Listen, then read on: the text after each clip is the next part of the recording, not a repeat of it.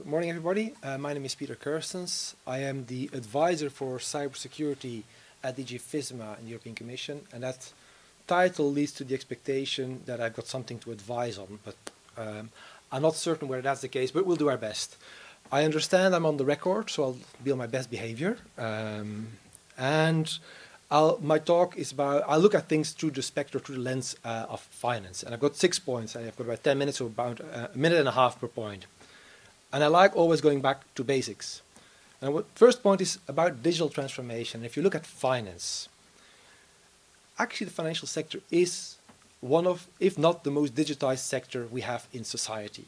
And it's the entire value chain. It's not just the apps you see in your phone. It is everywhere. Technology is everywhere. And if you ask people to draw an image of a financial institution, you usually get something looking very solid, a lot of marble, pillars, vaults, that kind of thing. But if you really think about it, what banking, what financial services are these days, banks, exchanges, they really are computer farms, data centers with a finance license or with a securities license. And if we look into the future, it may all be blockchain or it may all be in the cloud. Visit, for example, the Brussels Stock Exchange. It's now a conference venue. The New York Stock Exchange is interesting to visit, but there's not an awful lot of trading going on over there. Just to illustrate the fact that the image we have of banking does no longer correspond to the reality. It is technology. Technology really is the business. And that should be reflected in policy. And I would say that a financial institution is only as competitive and as solid as its technology is. Second point I want to raise is about opportunities and risks. And unfortunately, whenever people ask me to speak, they always ask me to speak about the risks. I much prefer to talk about the opportunities, but that would take me days, if not weeks, because I can go on and on and on about the wonderful opportunities that technology and digital transformation bring about. So I will not talk about those, but there are many more opportunities than there are risks. So on the risks, I see really three kinds of risk. And the first is business risk, because banking, but you can project this to other sectors as well. It's all about technology. So the businesses need to decide which technology to invest in. And this is a difficult decision. This is not a decision for the IT department. In many companies you see it is the IT department's decision, and that's probably wrong. It is a strategic issue for an institution which technology to use, because they will be bearing the consequences of that for a long time.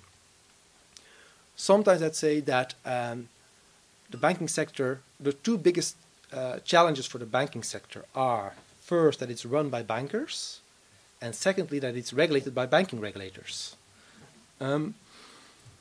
Second risk is new market entrants that disrupt existing business models, that come and eat away at the margin, or at the remaining margin, I must say. We've seen the financial crisis. Banks are still, or the financial sector is still recovering from this. The requirements left, right, and center that are still being put into the statute books in level 2 and level 3. Banks, financial institutions need to have more capital. There are restrictions on what they can do for contagion reasons, for other issues or separation of activities. Certain activities are banned. And so it is harder to run a profit in this environment.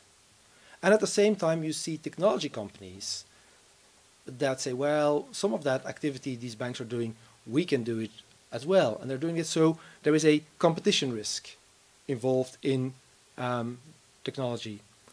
And finally, and that's actually, we come to cybersecurity, is the technology itself, the risk which is inherent in the technology. And technology risk relates to stability, to the performance, to the complexity of the technology. And finally, and that's only there, you have cybersecurity, the security of this technology.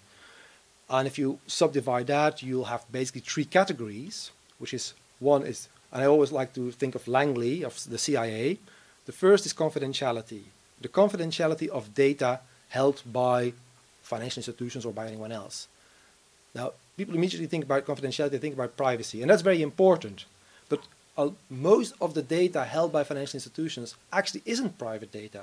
It is confidential data, but it's nothing to do with privacy. It is business secrets, it's trading data, it is transaction data, it's these kind of data sets, all of which are valuable one way or the other. The second is the integrity of the data. How can you make sure that what the records say corresponds to the reality? There is no paper trace anymore. So whatever the servers, whatever the computers have as data, that is the transaction. And how do you assure the integrity of that? And then finally, the availability of data and assets. Because if the assets, the infrastructure and the data are not available, there is no finance.